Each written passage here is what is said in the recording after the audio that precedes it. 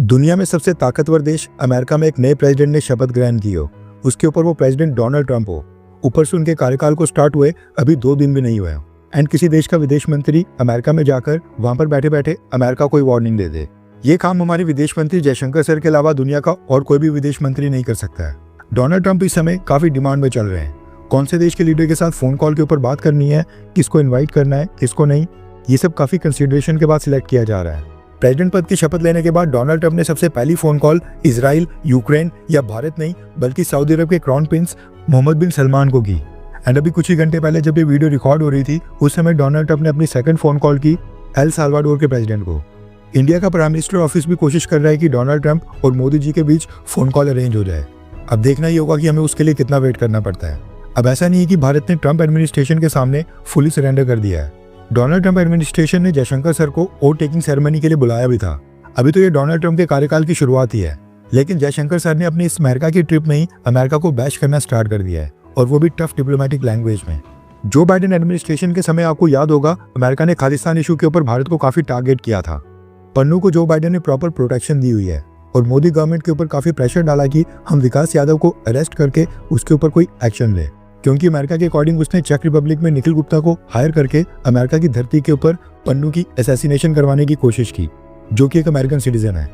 विकास यादव भारत की central reserve police force यानी कि सीआरपीएफ में एम्प्लॉयड था, लेकिन उनको डेपुटेशन बेसिस के ऊपर इंडियन इंटेलिजेंस एजेंसी रॉ में डिप्लॉय किया गया था। मगर जब ये केस सामने आया तो गवर्नमेंट ने विकास यादव को सीआरपीएफ और रॉ दोनों से टर्मिनेट कर दिया। अभी टर्मिनेशन है, सस्पेंशन है, अभी गवर्नमेंट ने क्लियर नहीं बताया है।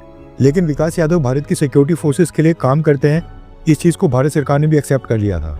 भारत ने इस मसले के ऊपर अमेरिका के साथ कोऑपरेट किया, विकास यादव को अरेस्ट करके केस फाइल किया एंड इन्वेस्टिगेशन स्टार्ट की और अमेरिका को भी लूप में लिया। भारत चाहे तो ऐसा नहीं भी कर सकता था, क्योंकि सिख फॉर जस्टिस का हेड पन्नू भी भारत में कई सारे केसेस के लिए वांटेड है और डेजिग्नेटेड टेररिस्ट है।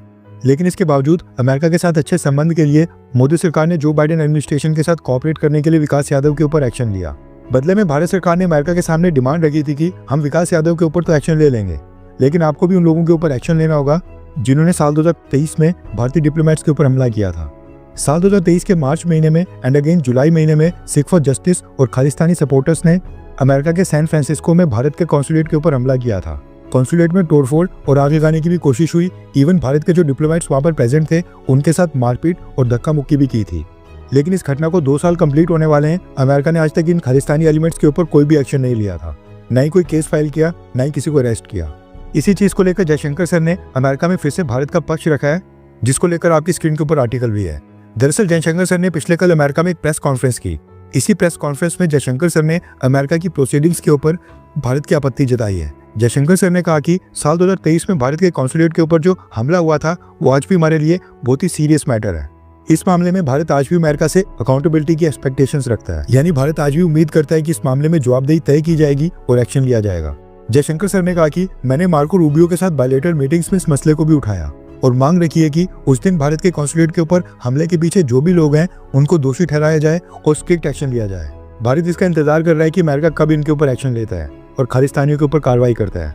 खैर, जो बाइडेन और कमला हैरिस ने तो खालिस्तान मसले के ऊपर भारत की कोई मदद नहीं की, उल्टा भारत को टारगेट ही किया।